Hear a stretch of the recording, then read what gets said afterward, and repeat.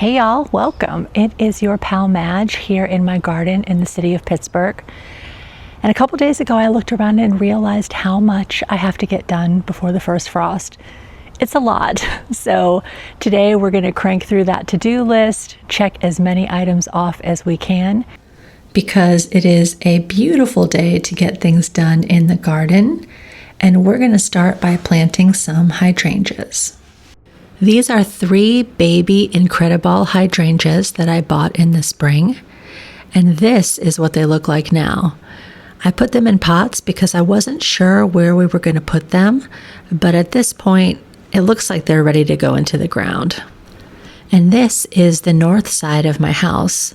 This is last spring when these 3 little dwarf hydrangeas were in bloom, and they're very cute, but ultimately I feel like they're just not the right proportion for this wall. I need something bigger. So I listed those on Facebook Marketplace, and a nice lady came the very next day and dug them out and took them away. And now I am getting this bed ready to plant the hydrangeas in it. My first step here is weeding. You can see I have a lot of plants growing in here and I don't want any of them. So I'm going to use my hoe and do a little bit of digging to get these out of the way. Some of them were a little more tenacious, so I had to get down there with my hand hoe and try to slice up those roots. But between those 2 tools and about 20 minutes, I was able to get everything clear and ready for the next step. Now I'm bringing the first hydrangea over and taking off a lot of those dead leaves along the bottom of the stem. And now it's time to grab my shovel and get to digging. There's a little hole there from where the previous plant was dug out, but these plants are quite a bit bigger, so I've got to go a little bit deeper. And as I dig, I'm noticing the soil is really clay when you get it down a couple inches. It's close to solid, and the further down you get, the more rocky it becomes as well. But that's cool. I'm just getting a little bit of soil out with every shovel full. And when the hole starts to look like it's deep enough, I'm going to grab the hydrangea. I'm going to give it a crack or 2 on the sidewalk to get it out of the pot and just plop it in. I am taking a minute to make sure that it's positioned well. I want the stem to be as upright as possible. And I want to, just have it vertical, not tilted if I can manage it. And then my next step is going to be to grab a bag of this nice mushroom compost and use that to backfill this hole. Not only do I want to make sure that the hydrangea has a good amount of nutrition as it gets started in its new life in this side of the house, I also want to just add some organic material to this very chunky, hard clay soil, because over time those 2 will get incorporated together and it'll just be better and better as the seasons roll on. So I'm just spreading out that compost, getting it off the sidewalk where I spilled it. And the next thing I'm going to do is tamp this down. So I'm going to use my hands at first, and then I'm just going to start walking all around the hydrangea to make sure that those roots are really smushed into the soil well. And once I do that, she'll be all taken care of and it'll be on to the next one. And then for the last one, I'm just repeating the same process. I'm digging the hole, I'm getting the plant out of the pot, I'm taking a minute to make sure it's positioned the way I want it to be, and then I'm backfilling that hole with some of this lovely mushroom compost. Then I'm going to go ahead and water all of these in before the next step, which is to mulch all of this nice open soil with some cedar chips. I didn't really do that great with mulching this season, to be honest. I don't think I really got the point of mulching besides the aesthetic point of just making it look nicer. But one thing I have learned is that open soil will have weeds on it in like 3 minutes. So when you mulch, you are not only protecting the soil from getting weedy, you're also helping the soil retain moisture so that it doesn't evaporate when the sun comes out and beats down on it. And that's going to be really important for these hydrangeas because especially baby hydrangeas, they're very thirsty. The first year that you have them, you're supposed to water them very deeply a couple times a week. So I'm hoping that putting this mulch down will not only make the bed look better and have fewer weeds, but it will help the hydrangeas be a little happier. So as I'm spreading this mulch, I'm trying to do a good job of covering all the soil, but I don't want to bury the stem of the hydrangea because if the mulch gets wet and it's laying up against the stem, it could cause gnarly things to happen. So I'm leaving a little bit of a bare spot just around each stem, but other than that, I'm putting a nice thick layer of mulch over this whole bed. And then I'm going to water the mulch in too, just to help it stick to the soil a little bit better. Finally, I am using the jet setting on my hose just to clean this sidewalk a little bit and get some of the mud off of there that I dumped on when I was putting the mushroom compost in the bed. And here's our finished bed. The two on the left are the ones I planted today, and they look a little sad and yellow and a little droopy. But this third one I planted just a couple of days ago and it already looks a lot better. So I'm hoping the other two will follow its lead. And eventually we will have big, fluffy, white balls of hydrangeas stretching all the way up, covering the white foundation, and maybe even making it to the bottom of the sun face mirror. We had a little rain this week and my hollyhocks got knocked over a little bit, especially this big guy. So let's tie them up. I have loved growing these hollyhocks.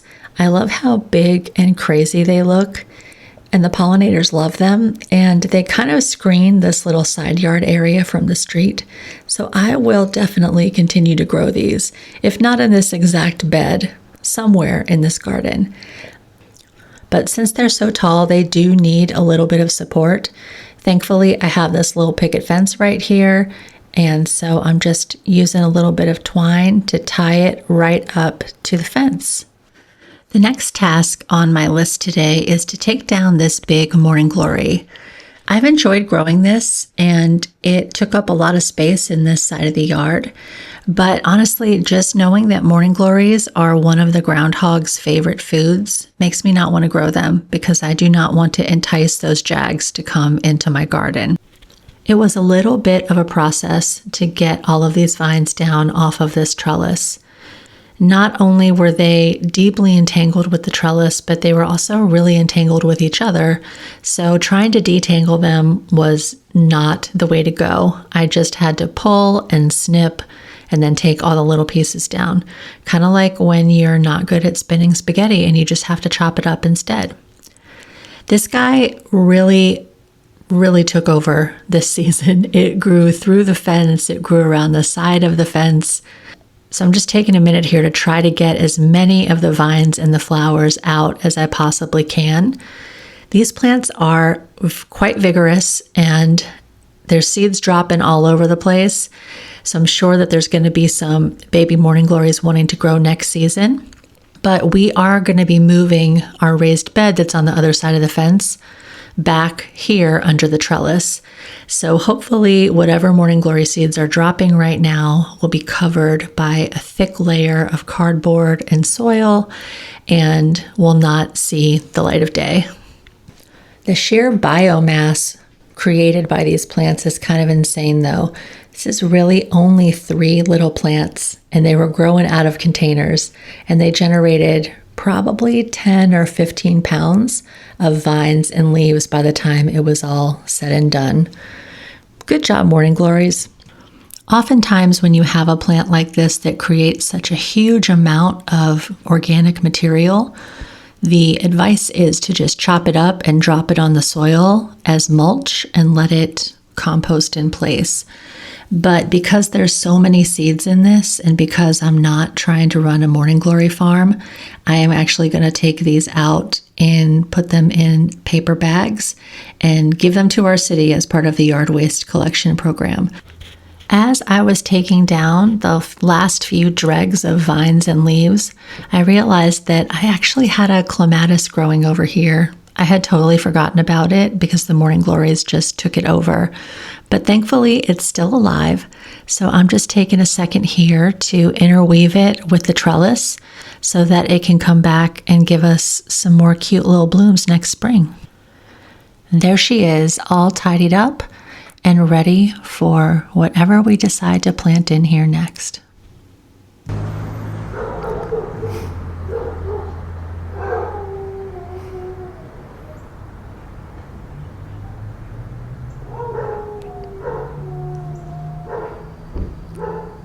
Woof. This is what it's like making videos in the city. Last week we talked about these thunbergia and how the pollinators don't seem to be super interested in them, so it's kind of hard to collect seeds. But I really want some pink thunbergia seeds, so I'm going to try something that I've never done before, pollinating by hand. I have this little paintbrush and I am just dipping it deep into the center of each of these pink thunbergia flowers. And the hope is that when I move from flower to flower, I'm actually transferring a little bit of the pollen as I go. So I will keep an eye on these over the next few weeks. And as the flowers start to go over, I will check them and see if we were able to successfully impregnate any pink thunbergias. I'll keep you posted, y'all. Let's look at this delphinium bed. The squirrels have been at it again. You can see from the pockmarks in the surface of the soil here, the squirrels have been digging, and I probably lost about 10% of the plugs that I planted in here, but 90% isn't bad. There's still a lot growing, and I have some seeds to fill in the gaps that the squirrels created. What I am planting here are larkspur seeds. I think they're related to delphinium. They're a similar type of flower. They grow tall and spiky in shades of blue, white, and pink. So yeah, I'm going to fill in the gaps, and they're the type of seeds that when you plant them in the fall, they just kind of sit dormant all winter. The cold weather helps them germinate, and they will come up in the spring when they're good and ready to come up. Question for y'all. Does it seem like I know what I'm doing? Because I'm learning for sure, but so much of it is just fooling around and finding out. At this point in the day, I'm starting to lose the light and I'm starting to run out of gas. So I'm hoping my last couple of tasks will go pretty smoothly. This right here is me taking down the big Morning Glory tripod, which was beautiful and majestic. Even after the groundhog ate it, it was still lovely. But the time has come. I'm done with it. I'm ready for this to be out of the yard. So I had thought this would be a pretty straightforward task of just taking everything out of the pot, sliding the poles out, and getting rid of the vines. But it ends up being a little more involved than that. So I go and get my yard waste bag. And now I'm thinking, oh, I'll just put this whole thing, poles and all, in the bag, and then I will slide the poles right out, and Bob's your uncle, I'll be done. But now I'm realizing this is probably a little bit too big for that to work. I'm not actually going to be able to get all of this mass into this quite narrow and a little bit fragile bag in one go. So I take it out and I'm like, all right, I'll just slide all the poles out. The first one comes out, no problem. The second ones, though, are stuck. And it takes me a minute to remember why, which is I tied them together at the beginning of the season to make the tripod. I had to lash the 3 poles together pretty tightly with twine. So I'm going to need to find that twine and snip it before my genius plan of just sliding the poles out and putting everything in this trash bag is going to work. So I find the twine and I finally snip it, and then I'm able to get these poles out. There's one, here comes the other, and then all I have to do now is manhandle this big mass of vines and leaves and flowers and seeds into the bag. and we can check this item off the to-do list as well. Now all that there's left to do is a little bit of cleanup. I'm going to put the poles back where they go. I'm going to take the bag of debris down to the side yard, and then I have a lot of cleaning up to do over there as well. At this point, honestly, I kind of wanted to leave this as a problem for future Madge, but future Madge is my friend, and I don't want to leave her a mess, so I'm going to go ahead and try to get it done this afternoon. And now the last push to finish up for the afternoon, and then I can go inside, have a cold drink, take a nice long shower, and get cozy for the evening to come. It has been really fun to use this beautiful day to move forward on the garden tasks, and equally fun to be done with them. As of getting all of these vines into this bag, we're completely done with morning glories for the season. Don't have anything else to do. They're all taken care of, and that feels really good to get that checked off my list. So after I close up this bag, I think all that I have left to do is put a few things away. So I'm going to take my tools to the backyard, and I'm going to again do future Madge a solid by neatening up this garden hose, because nothing's more annoying than a tangled garden hose. And at this point, that's a wrap on the day. Good work, Madgie. You did it. I was chatting with one of my friends the other day, and she mentioned that one of her very favorite days of the year is the day in November that the clocks go back. And I was shook because for me, that day marks the beginning of the period during which I begin to become one with my couch. It's not like gardening is the only nice thing I have in my life, right? I have many lovely people and fun things to do.